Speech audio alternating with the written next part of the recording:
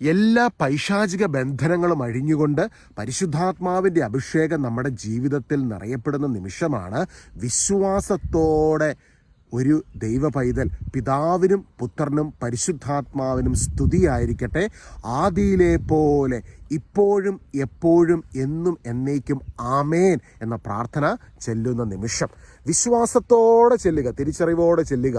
ആദിയിലുണ്ടായിരുന്ന മഹത്വം ഇപ്പോഴും എപ്പോഴും എന്നും എന്നേക്കും ആമേൻ. ദൈവത്തിൻ്റെ ആ സർവാധിപത്യത്തെ, ഡൊമീനിയനെ നമ്മളായിരിക്കുന്ന അവസ്ഥയിൽ നിന്ന് നമ്മൾ പ്രാർത്ഥിക്കുമ്പോൾ പരിശുദ്ധാത്മാവിൻ്റെ അഭിഷേകം നമ്മുടെ ജീവിതത്തിൽ നിറയുവാൻ ഇടയായിത്തീരും. ഇന്ന് നമ്മുടെയൊക്കെ സമൂഹത്തിലേക്ക് നോക്കുമ്പോൾ ഒരുപാട് വ്യക്തികൾ മാനസിക സമ്മർദ്ദത്തിലൂടെ ഓരോ ദിവസവും ടെൻഷനും ആൻസൈറ്റിയും പാനിക് അറ്റാക്കും ഡിപ്രഷനും ഒക്കെ പലതരത്തിൽ, സാമ്പത്തികം ഉള്ളവരും സാമ്പത്തികം കുറവ് ബുദ്ധിമുട്ട് അനുഭവിക്കുന്നവരും എല്ലാം പലതരത്തിലുള്ള ഭാരത്തിനുള്ളിലൂടെ കടന്നു പോകുന്ന ഒരു ലോകത്തിലാണ് നമ്മളായിരിക്കുന്നത്. പരിശുദ്ധാത്മാവിൻ്റെ കൃപയില്ലാതെ നമുക്ക് മുൻപോട്ട് പോകാൻ പറ്റത്തില്ല. ഈശോ പൗലോസ്ലീഹയോട് പറഞ്ഞു, നിനക്കെൻ്റെ കൃപ മതി. ഇന്ന് വിശ്വാസത്തോടെ നമുക്ക് പിതാവിനും പുത്രനും പരിശുദ്ധാത്മാവിനും സ്തുതിയായിരിക്കട്ടെ, ആദിയിലെ പോലെ.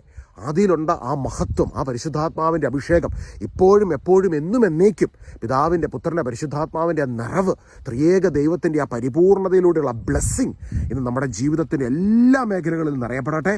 ഇന്ന് പൈശാചികപരമായിട്ടുള്ള എല്ലാ അസ്വസ്ഥതകളും ദൈവത്തിൻ്റെ ആ ശക്തി വ്യാപരിക്കുന്ന നിമിഷം തകർന്നടിയുവാനിടയാകട്ടെ. ഹല്ലേലൂയ. നമ്മൾ ഉൽപ്പത്തി പുസ്തകം 1-ാം അധ്യായത്തിൽ കാണുന്നത് എന്താ? ഭൂമി പാഴശൂന്യവുമായിരുന്നു, അന്ധകാരം വ്യാപിച്ചിരുന്നു ഭൂമിയിൽ.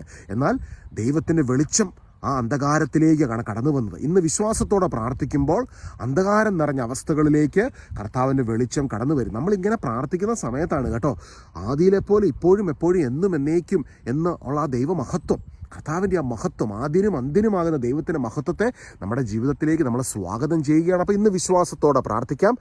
പിതാവാം ദൈവം നിന്നെ സ്നേഹിക്കുന്നു. ആ പിതാവാം ദൈവം, പഴയ നിയമത്തിൽ നമ്മൾ കാണുന്ന യഹോവയാം ദൈവം, പരിപൂർണ ദൈവമാകുന്നവൻ, മോശയ്ക്ക് ആ ദൈവം കൽപ്പനകൾ കൊടുത്തു. എന്തിനാണ് കൽപ്പനകൾ കൊടുത്തത്? ഈ ഭൂമിയിലുള്ള മനുഷ്യന് ബോധം ഉണ്ടാകണം. എങ്ങനെയാണ് ദൈവിക ജീവൻ അവനിൽ നിന്ന് ചോർന്നു പോകുന്നത്, പാപത്തെക്കുറിച്ചൊരു ബോധമുണ്ടാകുന്നതിന് വേണ്ടി ദൈവം കൽപ്പനകളെ നൽകി. റോമ 3:20. എന്നാൽ ആ കൽപ്പനകൾ ദൈവം നൽകുന്ന സമയത്ത് ഒരു ഉടമ്പടിയായിട്ടാണ് ആ കൽപ്പന നൽകിയത്. പഴയ ഉടമ്പടി. ദൈവം മോശയോട് പറഞ്ഞു, രക്തം തളിക്കണം. അങ്ങനെ പണ്ടത്തെ കാലത്ത് ഇന്നത്തെ പോലെയല്ല.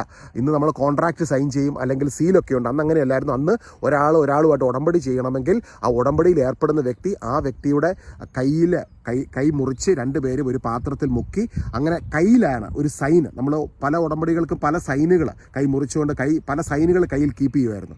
ഇവിടെ പഴയ നിയമത്തിൽ ദൈവത്തിൻ്റെ ജനത്തിന് കൽപ്പനകൾ നൽകിയപ്പോൾ ഇത്തരത്തിൽ പ്രവാചകനോട് ആവശ്യപ്പെട്ടു, രക്തം അതിൻ്റെ മേൽ തളിക്കണം.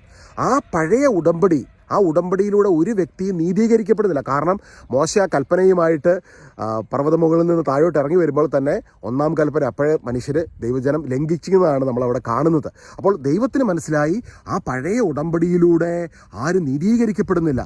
അതുകൊണ്ട് ആ പഴയ ഉടമ്പടി മാറ്റി പുതിയ ഒരു ഉടമ്പടി നൽകി പരിശുദ്ധാത്മാവിൻ്റെ അഭിഷേകം, ഏദൻ തോട്ടത്തിൽ നഷ്ടപ്പെട്ടു പോയ കൃപ അതിൻ്റെ പരിപൂർണതയിൽ മനുഷ്യവംശത്തിന് നൽകണമെങ്കിൽ ആ ഉടമ്പടി നൽകിയ ദൈവം തന്നെ അത് മാറ്റണം. അപ്പോൾ പക്ഷേ ഒരു പ്രശ്നമുണ്ട്. അതായത് ഉടമ്പടിയുടെ ഒരു പ്രത്യേകത, ഉടമ്പടി മാറിക്കഴിഞ്ഞാൽ ഉടമ്പടിയിൽ ആരാണോ ഏർപ്പെട്ടിരിക്കുന്നത് ആ വ്യക്തിയുടെ മരണം അവിടെ നടക്കണം. ആ വ്യക്തി മരണപ്പെടുവാണ്. അതായത് മനുഷ്യനെ റെപ്രസെൻറ്റേറ്റ് ചെയ്ത് ഒരാൾ മരിക്കണം, ദൈവത്തെ റെപ്രസെൻറ്റേറ്റ് ചെയ്ത് ഒരാൾ മരിക്കണം. അപ്പോൾ ദൈവത്തെ റെപ്രസെൻറ്റേറ്റ് ചെയ്ത് ദൈവം തന്നെ പരിപൂർണ്ണ മനുഷ്യനായി യേശു കർത്താവ് ഈ ഭൂമിയിൽ കടന്നു വന്നു. മനുഷ്യനെ റെപ്രസെൻറ്റേറ്റ് ചെയ്ത് മരിക്കുന്നവൻ ഒരു പ്രത്യേകതയുണ്ടാകണം, അവൻ ആ പഴയ ഉടമ്പടി അതിൻ്റെ പൂർണ്ണതയിൽ പാലിച്ചവനായിരിക്കണം. അതാണ് യേശു ക്രിസ്തുവിൻ്റെ പ്രത്യേകത. പഴയ ഉടമ്പടി കൽപ്പനകൾ അതിൻ്റെ പരിപൂർണതയിൽ പാലിച്ച, പാപമില്ലാത്ത, പാപമറിയാത്ത മനുഷ്യനെ റെപ്രസെൻറ്റേറ്റ് ചെയ്ത യേശു ക്രിസ്തു പരിപൂർണ്ണ മനുഷ്യനായി കാൽവരി മലമുകളിൽ മരിക്കുമ്പോൾ അവിടെ രക്തം ചിന്തുകയാണ്. ഉടമ്പടിയുടെ ഒരു മാറ്റം സംഭവിക്കുകയാണ്. പരിപൂർണ്ണ ദൈവം പരിപൂർണ്ണ മനുഷ്യനായി കടന്നു വന്നുകൊണ്ട് അവിടുന്ന് നമ്മൾക്ക് വേണ്ടി കാൽവരി മലമുകളിൽ മരിച്ചതിലൂടെ, ആ ദൈവത്തിൻ്റെ മരണത്തിലൂടെ, മനുഷ്യാവതാരത്തിൻ്റെ പൂർണ്ണതയാകുന്ന യേശു ക്രിസ്തുവിൻ്റെ കാൽവരി മലമുകളിലെ മരണത്തിലൂടെ അവൻ നമ്മളെ ഒരു പുതിയ ഉടമ്പടിയിലേക്ക്, സ്വന്തം രക്തത്തിലൂടെ എഴുതി ചേർത്ത പുതിയ ഉടമ്പടിയിലേക്ക് അവൻ നമ്മളെ സ്വാഗതം ചെയ്തു. ഹല്ലേലൂയ. അതുകൊണ്ട് ഹെബ്രായ ലേഖനം 9-ാം അധ്യായത്തിൽ നമ്മൾ കാണുന്നത്, കർത്താവ് ഈ ഭൂമിയിൽ വന്നതിൻ്റെ പ്രധാന ഉദ്ദേശം തന്നെ നമുക്ക് വേണ്ടി പാപപരിഹാര ബലിയായി തീരുന്നതിന് വേണ്ടിയാണ്. ഇതാ പുതിയത് വന്നു കഴിഞ്ഞിരിക്കുന്നു, പുതിയ ഉടമ്പടി അവൻ സ്വന്തം രക്തത്തിലൂടെ രചിച്ചു കഴിഞ്ഞിരിക്കുന്നു. പാപത്തെ നശിപ്പിക്കുവാൻ ദൈവപുത്രൻ ഈ ഭൂമിയിലേക്ക് അവതാരം ചെയ്തു. ഞാനിപ്പോൾ ഈ പറഞ്ഞ കാര്യങ്ങളൊന്നും ഇന്നത്തെ വീഡിയോയിൽ പറയാൻ ഉദ്ദേശിച്ചതല്ലായിരുന്നു. പിതാവിനും പുത്രനും പരിശുദ്ധാത്മാവിനും സ്തുതി, ആദിയിലെ പോലെ ഇപ്പോഴും എപ്പോഴും എന്നും എന്നേക്കും ആമേൻ എന്ന പ്രാർത്ഥനയുടെ പ്രാധാന്യത്തെ പഠിപ്പിക്കുന്നതിൻ്റെ ഇടയ്ക്ക് പരിശുദ്ധാത്മാവിനെ പ്രേരിപ്പിച്ചത് പറയിപ്പിച്ചതാണ്. സഹോദരങ്ങളെ, പരിശുദ്ധാത്മാവിൻ്റെ അഭിഷേകം യേശുവിൻ്റെ കുരിശിലെ പരിഹാര ബലിയിൽ, പൂർത്തീകരണ പ്രവൃത്തിയിൽ, അവിടുത്തെ പരിശുദ്ധമായ കുർബാനയിൽ, ബലിയിൽ വിശ്വസിക്കുന്നവരിലേക്ക് കടന്നു വരുന്നു. ആദിയിലെ പോലെ ഇപ്പോഴും എപ്പോഴും എന്നും എന്നേക്കും. ദൈവത്തിൻ്റെ സ്വപ്നമാണ് നിന്നോടൊത്ത് വസിക്കുക, നിന്റെ ഒരു ഫ്രണ്ടായിരിക്കുക. നിന്റെ അപ്പനാണ്, അവനെല്ലാമാണ്. അപ്പനാണ്, അമ്മയാണ്, സഹോദരനാണ്, എല്ലാമാണ് ദൈവം.